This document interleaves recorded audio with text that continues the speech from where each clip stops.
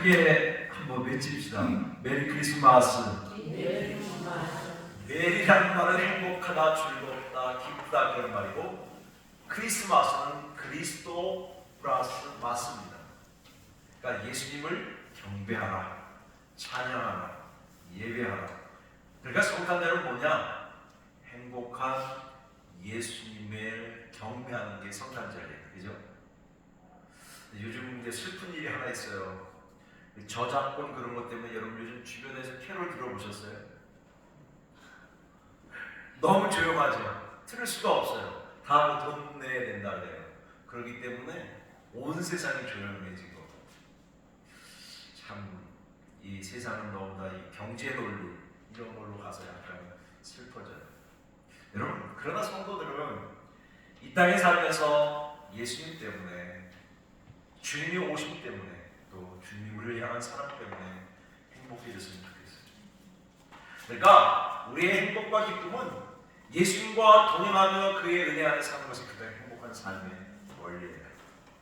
많아서 여러분 아무리 맛있는 걸 많아도 먹을 수 있는 거 어때요?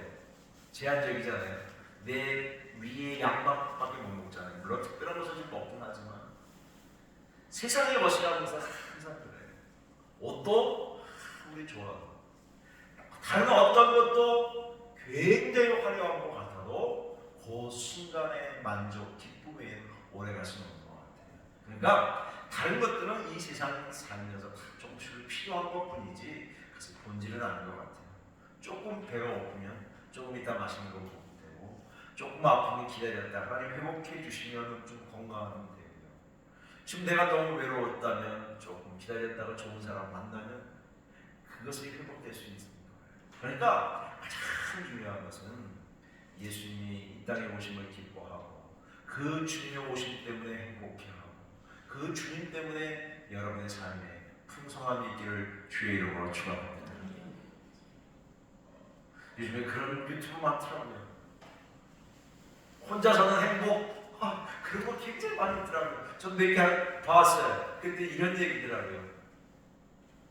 혼자 살면 좋은 게 뭐냐? 나에게 충실한다는 거예요.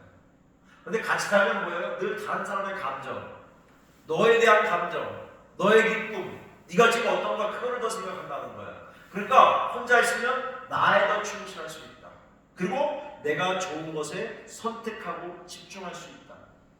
그리고 어떤 축복이 있느냐? 내가 하나님을 향해서 깊이 생각할 수 있다. 사도 바울도 그런 표현 자주 하셨어요. 나는 나처럼 혼자 있는 게 좋아 보이나 그렇지 않으면 정욕을 참지 못하고 유혹을 참고는 결혼하라. 그런 이야기도 있고, 이 혼자됨에 주시는 축복도 엄청나게 크다는 거예요. 그러니까 여러분 너무 내가 누군가가 없어서 주변에 없어서 너무 외롭다 그렇게 생각하지 마세요. 내가 내 주어진 삶을 사랑하고 하나님의 준 말씀을 사랑하고 주의 은혜를 사랑하고 그런 축복을 사랑하는 저와 여러분 되시기를 주의 이름으로 축원합니다. 그리고 이 예수님이 이 땅에 오셔서 우리에게 뭘 주셨어요? 영원한 생명을 시작하셨어요. 다시 말하면 예수님이 오심으로 인해서 이제는 생명이 시작이 된 거예요. 진정한 교제가, 진정한 펠로십이 이제 시작이 된 거예요. 관계를 맺는 거죠. 어떤 관계? 정상적인 관계. 이상한 관계가 아니라 정상적인 관계를 주님이 허락하셨어요. 예수님이 오신다는 소식을 듣고 사람들이 너무너무 기대했어요. 근데 또 금방 실망했어요. 왜냐? 그들은 누구를 기다렸어요? 정치적인 메시아를 기다렸어요. 우리를 이 노예에서 해방해주고 우리를 이 경제적인 문을 해방해줄 그런 메시아를 기다렸는데 예수님은 그렇지 않았어요. 오히려 가난하고 소외당하고 어려운 이들, 그들의 영적인 면, 그들의 삶을 도와주셨고 그들에게 살아가야 할 용기와 희망을 주셨다는 거예요. 여러분, 예수님의 제자들은 그 예수님을 이해하지 못했어요. 야고보나 요한 같은 이들도 예수님이 이 땅에 오셔서 정적인 왕이 되셔서 우리도 한 자리 하고 싶은 그런 마음들이 아주 많이 있었어요. 그래서 예수님께서 마태복음 20장에 이렇게 말씀했어요. 예수께서 이르시되 너희가 무엇을 원하느냐? 이르되 나의 두 아들을 주의 나라에서 하나는 주의 우편에 하나는 주의 좌편에 앉게 명하소서. 다시 말하면 예수님은 정치인 메시아로서 권력자로서 생각했다는 거예요. 예수님은 마가복음 8장 31절에 말합니다. 인자가 많은 고난을 받고 장로들과 대제장들과 서기관들에게 버림받아 죽임을 당하고 사흘 만에 살아날 것을 비로소 그들에게 가르쳐 주었다. 예수님이 오신 것은 권력자로서의 많은 부귀 영화를 누리기 위함이 아니었어요. 오히려 고난을 받고 죽임을 당하고 사흘 만에 다시 살아나야 할 것을 제자들에게 가르쳐 주었다고요.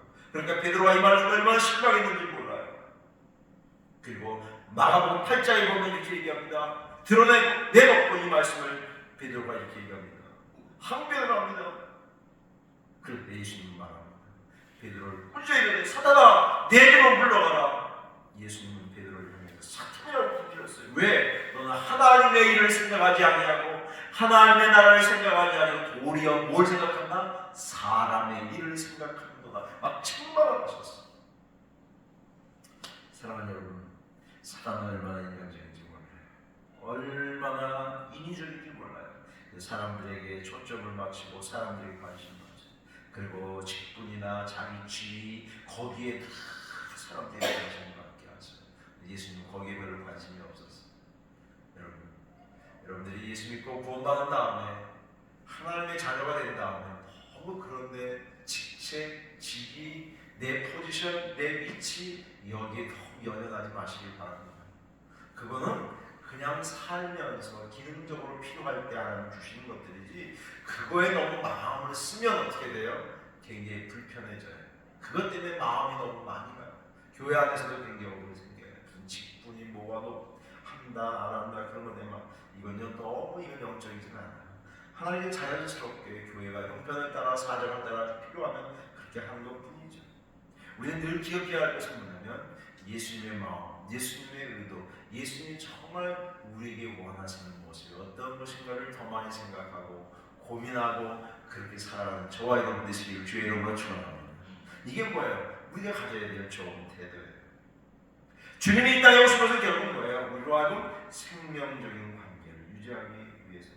요한일서에 보면 태초부터 있는 이 생명의 말씀에 관하여는 우리가 들은 바요 눈으로 본 바요 자세히 보고 우리 손으로 만질바라. 이 생명이 나타나신 바 된지라. 이 영원한 생명을 우리가 보았고 증언하며 너희에게 전하노니 이는 아버지와 함께 하시다가 우리에게 나타나신 바 된 것이다.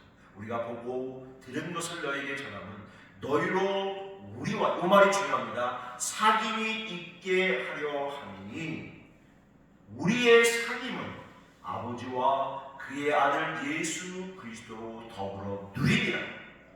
예수님이 이 땅에 오신 목적이 바로 이거라고요.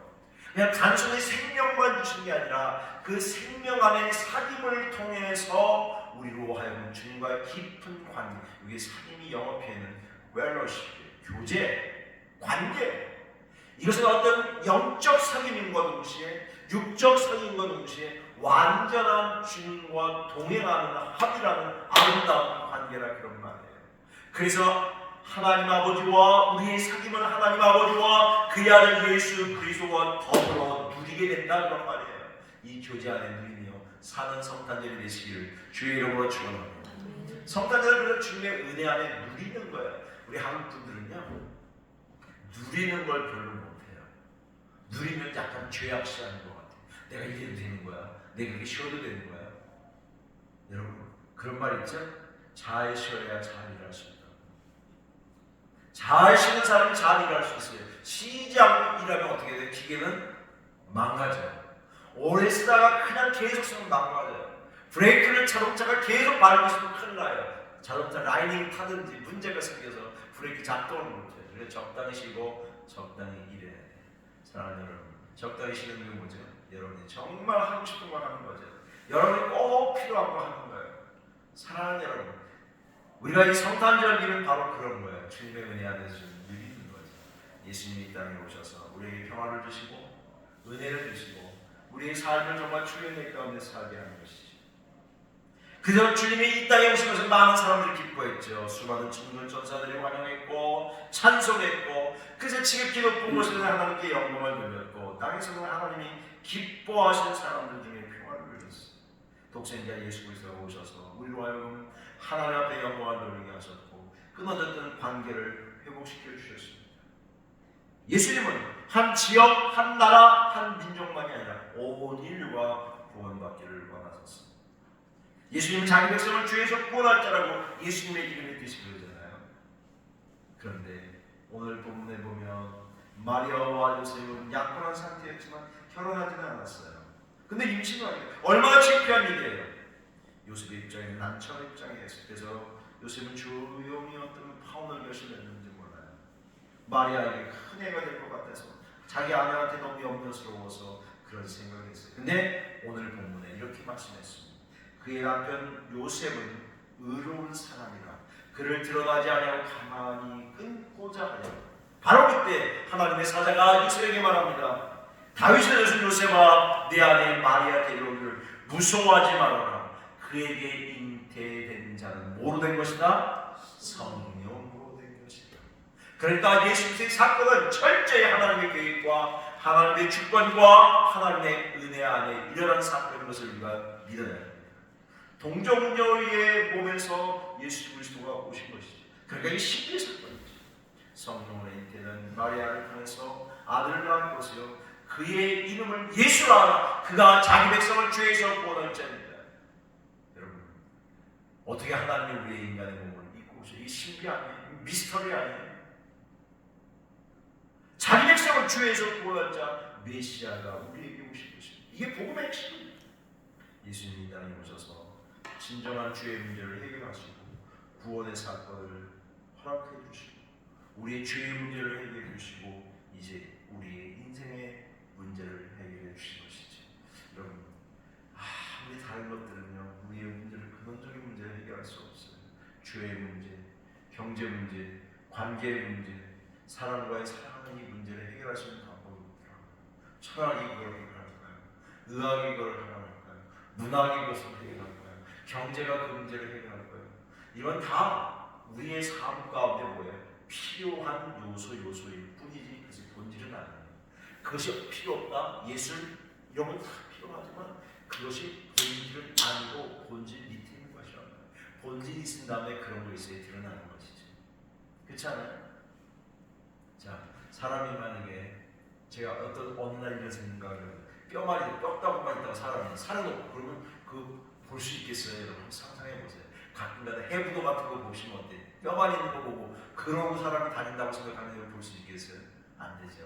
거기다 잎에 살을 입히고 하니까 사람이 그럴듯하잖아요. 거기다 더 그럴듯한 건 뭐예요? 다 벗고 다니면 얼마나 민망하겠어요? 보기 좋겠어요? 거기다 아름다운 옷을 입히니까 더 멋있잖아요. 근데 중요한 건 뭐예요? 속살이 가장 중요한 건 뼈대가 가장 중요한 것처럼 우리에게 생명은 예수 그리스도예요. 예수 그리스도 안에 다른 것을 살을 붙여야 풍성한 인줄 믿으시길 바랍니다. 그래서 예수님이 요한복음 10장 10절에 이렇게 말씀해요. 내가 온 것은 양으로 생명을 얻게 하고 뭐라고요? 더 풍성히 얻게 하고. 그러니까 여러분 예수 그리스도가 있어야 인생의 풍요로움을 맛볼 수 있어요. 예수 그리스도가 있을 때 진정한 아름다움을 느낄 수 있어요. 자수성가 하는 사람들이 어린 시절에 너무 고생했어요. 너무 배고프게 살았어요. 너무 힘들게 살았어요. 가난이 몸에 아닌 몸에 배했어요. 이런 사람들은 주로 나이가 많이 들어도 돈이 많아도 못 써요. 왜? 그 옛날의 트라우마 때문에.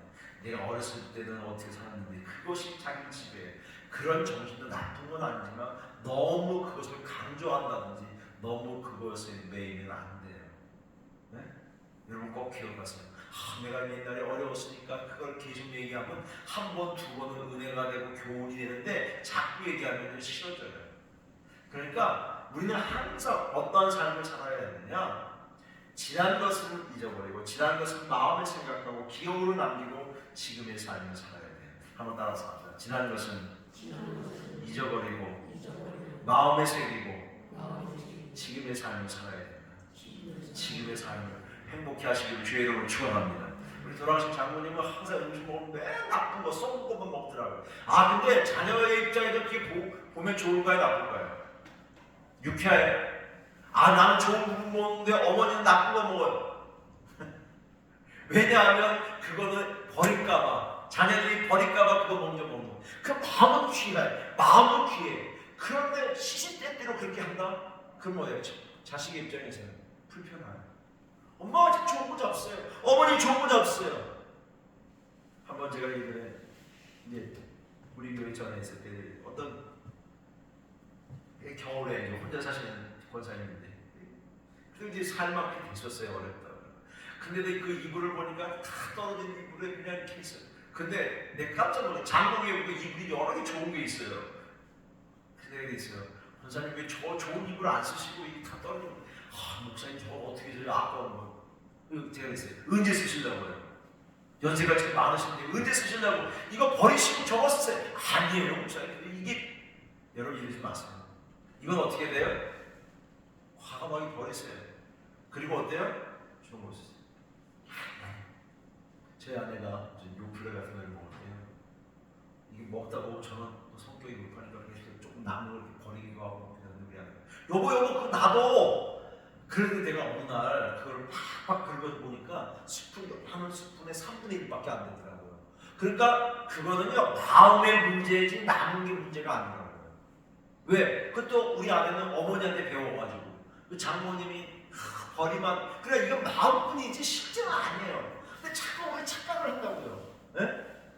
우리 아주머니들이 이러더라고요. 장에 가서 뭐 물건 사다가 내가 500원 더 줬어.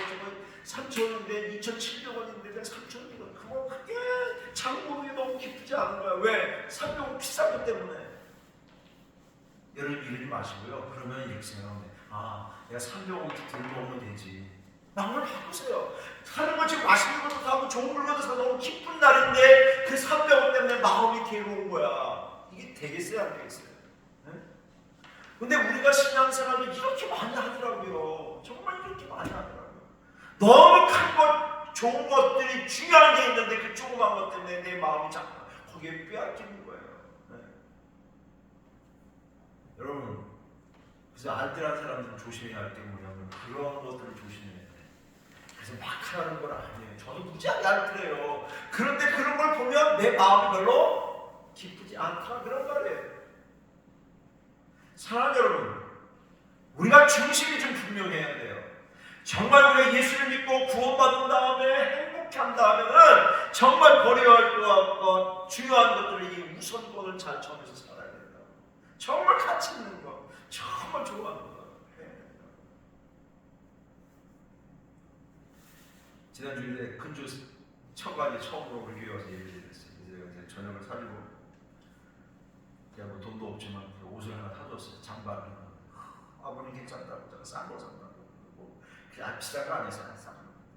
걔도 무지하게 알뜰하더라고요. 고맙더라고요. 나서 아니야 기쁨으로 사주는 거예요. 자꾸 아니래요. 아니야 괜찮아. 내가 사주고 싶어서 한 거야. 근데 했어요. 근데 같이 가니까 내가 큰 며느리도 예전에 뭐 하나 사줬거든요. 걔도 따라갔는데 얘는 사주고 얘는 안 사주니까 이거 어렵더라고요. 그래서 너도 하나 사라 뭐. 지금 아주 그냥 40,000원짜리를 뭐 하나 봤어요. 그러고 이제 왔어요. 제가 집에 오면서 이런 생각을 했어요. 인생을 살면서 내가 누군가에게 베풀고 사랑하고 나누는 것 이런 것들이 얼마나 소중하다는 걸 제가 깨닫게 됐어요. 이게 참 기쁜 거구나. 이게 참 고마운 거구나. 예수님께서 우리에게 오셔서 우리에게 영원한 생명을 주시고 구원을 주시고 우리의 삶을 주신 것이 이게 얼마나 고마운 일입니까? 그리고 이 복음에 대한 은혜를 알게 되는 거예요. 이 복음을 누군가에게 나누고 싶잖아요. 생명이 생명을 낳는 거 아니에요.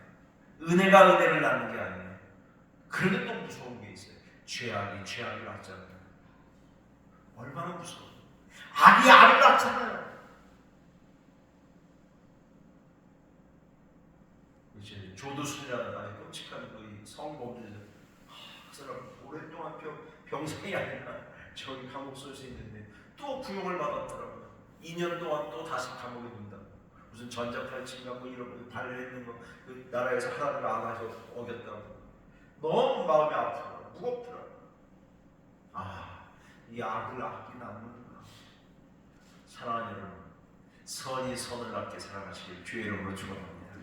아름다움을 전하셨어요. 여러분의 삶 속에서 내가 이제 구원받았으니 내가 예수를 통해서 생명을 얻었으니 여러분의 삶의 가치를 딱 정하시고 여러분의 우선을 딱 정하시고 그렇게 살아가세요. 귀한 건 귀한 것대로 하세요. 버릴 건 가만히 좀 버렸어요. 그리고 하나님 주신 그 은혜 안에 구원의 감격 속에서 살아가는 거예요. 성탄에 주님이 우리에게 오신 것은 뭐예요? 우리에게 생명을 주시고 풍성한 삶을 주시고 벅찬 감격을 주셨잖아요. 이 은혜를 어떻게 하면 우리의 이웃들에게 나누는가?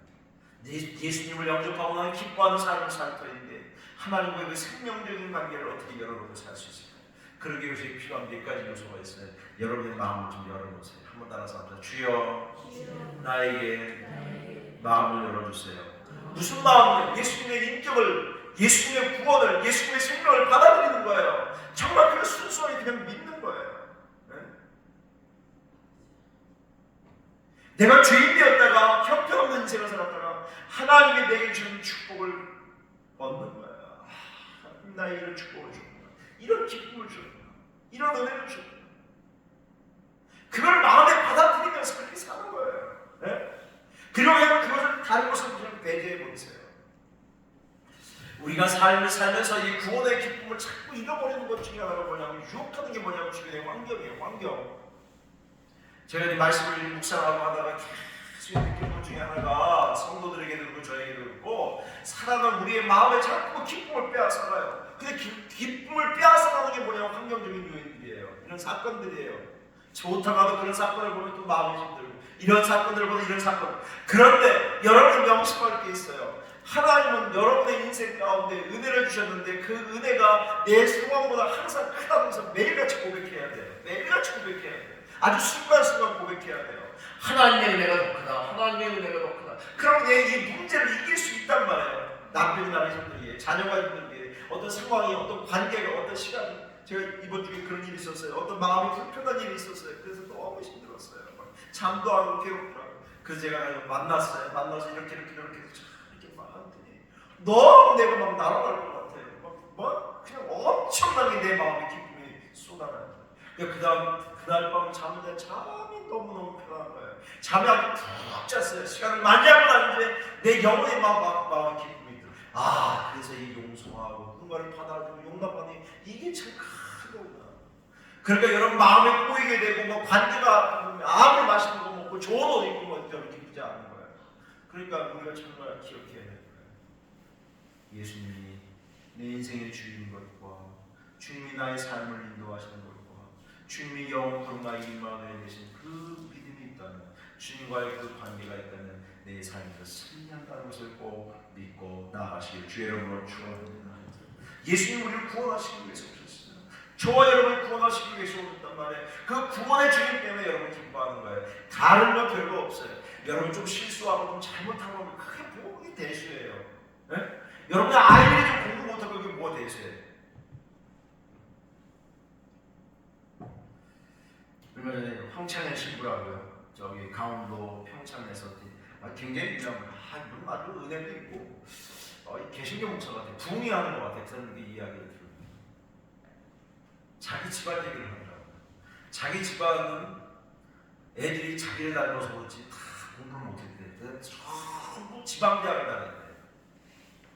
서울에 있는 대학을 간 애들이 한 번도 없대. 자기 집안에 형제들이 많은데. 근데 이런 얘기를 하시죠.